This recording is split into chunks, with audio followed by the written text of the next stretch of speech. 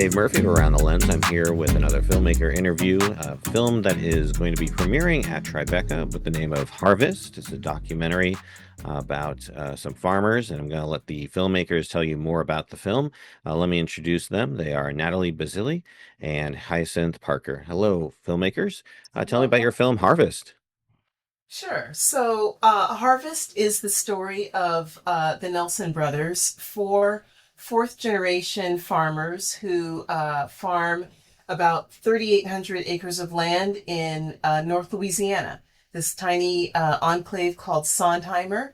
They are commodity farmers, and Harvest is really a story of farming and family as we follow the Nelsons over a year and a half on their journey to become some of the largest farmers in the United States.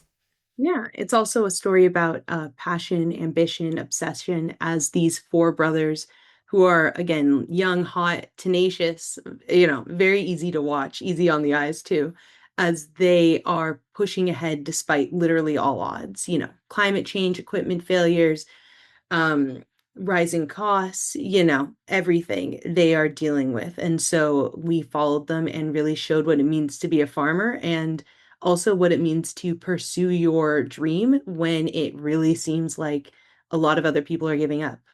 Yeah, absolutely. How did you find your subject, and what was the process essentially towards convincing them to become subjects of this film? I wrote a nonfiction book that came out in 2021 called We Are Each Other's Harvest. And the Nelson brothers were one of the farm families that I featured in that book. At the time, I thought they had a great story. I really appreciated their drive and their ambition, but also their real love and loyalty to each other. And a couple years later, in 2023, Hyacinth and I were developing an idea for a documentary series at the time, um, and thought that the Nelsons would be great subjects for all the reasons that Hyacinth has already outlined. So they were out here visiting us in San Francisco, and we posed the question, what would you think about us making a documentary with you guys? And they agreed, much to our delight and surprise, and we kind of jumped in with both feet, filming with them every 6 weeks or so, starting in about June of 2023 through November of 2024, capturing, the whole arc of a growing season. Yeah, no, that's awesome. And, I think that's represented pretty well because you see and develop over the course of the film them growing the crops. Like, for instance, they see the cotton and then the cotton is, blooming, I guess, and they're harvesting the cotton. And so that was really an interesting take on that. It was also interesting to see how much of their pillars in the community, the one scene when they're in, I think, the graduation, right? And they take up their whole section. That was pretty interesting to follow. Um, what were some of the, I'd say, both challenges and maybe some of the kind of things you weren't expecting to happen during the course of the filming that may have been also beneficial? Uh, Hyacinth, you want to take that? Challenges. Um, I think, on a basic level, getting out to Sondheim, Louisiana was a feat. You have to fly from your respective city into Houston or Atlanta, and then you fly into Jackson, Mississippi, and then you drive an hour and a half plus into Vicksburg, and then you drive into Sondheimer. So Mhm. just the pure ruralness of this was a challenge. But I think another challenge that I know just this in our process, this is our first time making a documentary. We are first time filmmakers. Wow, And so I think in many ways everything was unexpected. We really sure. learned. I've worked as a documentary producer, and so I've had experience on the ground and in the field, but to really see this thing through from soup to nuts and Mhm. execute on a vision, it was both a delight and also at different points, absolutely terrifying as we were, working to make this film. I think also just, tracking down four brothers. You show up, you say you're going to film, Mhm. and one of them accidentally happens to be out of town. The other one is Oh, out, but no. however many hundreds of miles away handling one farm, just the logistics of it all. It was delightful and very fun and also just definitely a feat. So Yeah. yeah, but honestly, the entire process was yeah, absolutely delightful. We've really become close with these brothers and absolutely adore them. They are all coming to this Tribeca premiere, which is going to Oh, be that's fun. great. And their Um, families. yeah, them and their families. And, I think that honestly, even through the drives, through the early morning wake ups, through the only being able to eat at Subway because there's nothing else, Mm, yeah. just being able to hang out with them every 6 weeks for however many days was a real bright spot in life. Can you bring up the 6 week kind of window or timeline? With a subject like this, how do you find a stopping point? Where is sort of is it just you're just following the harvest through the completion? Is Yeah. that kind of your okay? Yeah, we talked about this at the beginning because I was saying I love this long sweeping 12-year film and also I do not have the temperament for that. No. And so it was kind of from the very beginning, okay, cool, what are we doing? How are we executing on this? And how do we make this have drive and momentum? And how do we set up stakes? And so one thing that we were really intentional about was shooting them from harvest to harvest. It was kind of like great, let's start in June of 2023. Let's go until fall of 2024. We Hmm. had a final shoot in 2025, but really kind of putting a top and a bottom on it and trying to figure out what the story was in between that time. And honestly, it just really worked out that a lot of the plot points that kind of naturally come in a narrative film happened in real time with them.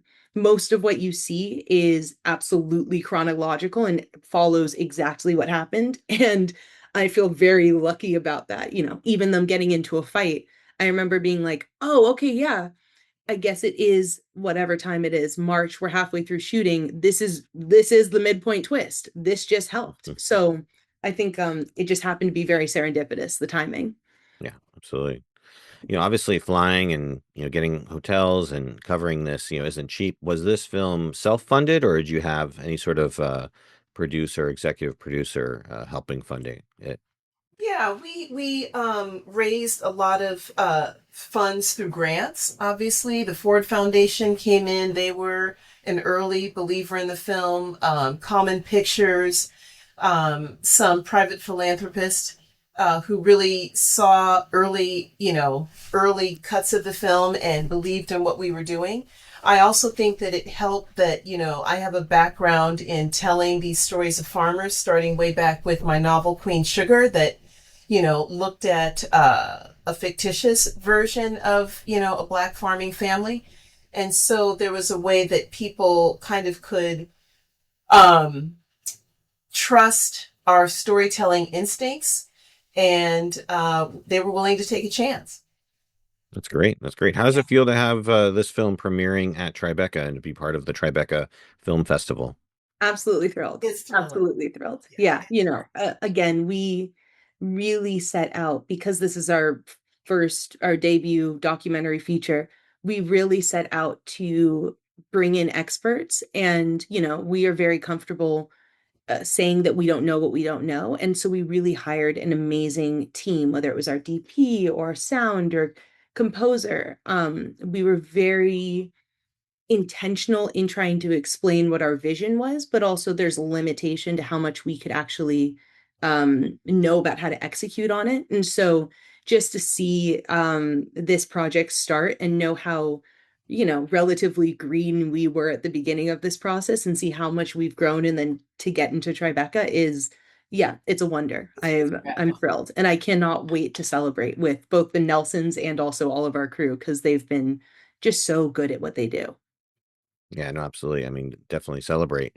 What is kind of next on the pipeline for you guys? Any other major documentaries you're working on that we could expect to see maybe next year? Oh, that's the question. That's the hope. Go Yeah. ahead, boy. Um, we have an idea for a new documentary. I think it's probably a little too early to, share. We're in like pre development, but Hyacinth and I, we really do straddle the doc world and the narrative world. It's all about the story for us. So, Yeah. one of the things that we have coming up is a project. We're writing some scripts.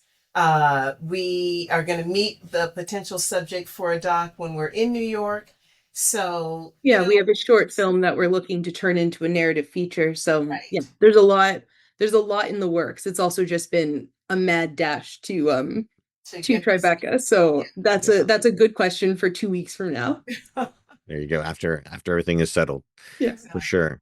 All right, great. Well, thanks so much for taking time out to be on the show and to allow me to interview you before I say goodbye. Is there anything else you'd like to add? Um, I think I really somebody asked earlier about what we want people to take away. And one thing that we've really been intentional about is making this an American farming story, an American family story. The good, the bad, the ugly of what it means to be a family and pursue the quote unquote American dream in this day and age. And we wanted to be honest and to show the challenges, but we also wanted to make sure that this film was inspiring, joyful, hopeful, and really captured the fun and ambition and liveliness. So it's not trauma porn and Mhm. it's not only hard. It really does carry a lot of the character that these brothers bring. So that's my main takeaway, or that's my main goal that I want people to walk away from. Yeah, I agree. Yeah, no, I think that was evoked through the film.